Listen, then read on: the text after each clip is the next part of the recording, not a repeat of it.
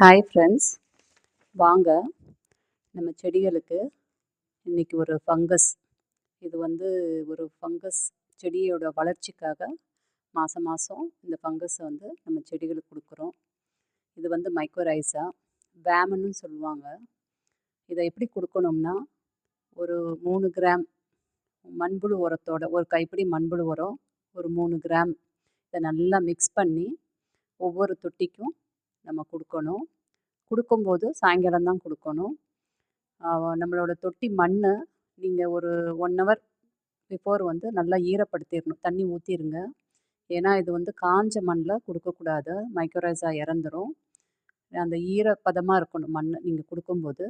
அந்த வேரை ஒட்டி நீங்கள் இதை மிக்ஸ் பண்ணி கொடுத்துடணும்.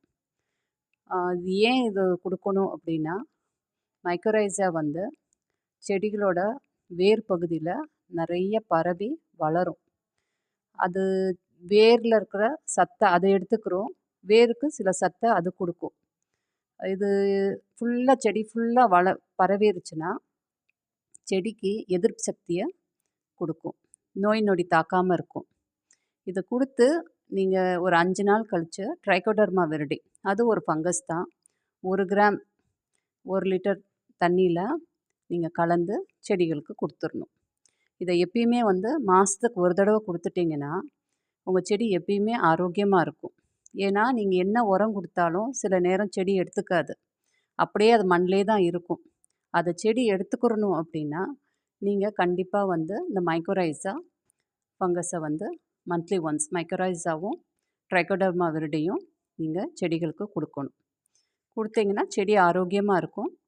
ட்ரைகோடர்மா விரிடி உங்களுக்கு அந்த இலையில் வர அந்த புள்ளி நோய், அப்புறம் அந்த இலை கருகிறது, இது எல்லாத்தையுமே கண்ட்ரோல் பண்ணும்.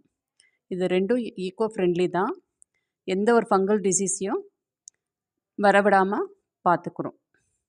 இது எல்லாமே பயோ ஃபெர்டிலைசர்ஸ் தான், தாராளமாக நீங்கள் உங்கள் செடிகளுக்கு கொடுக்கலாம்.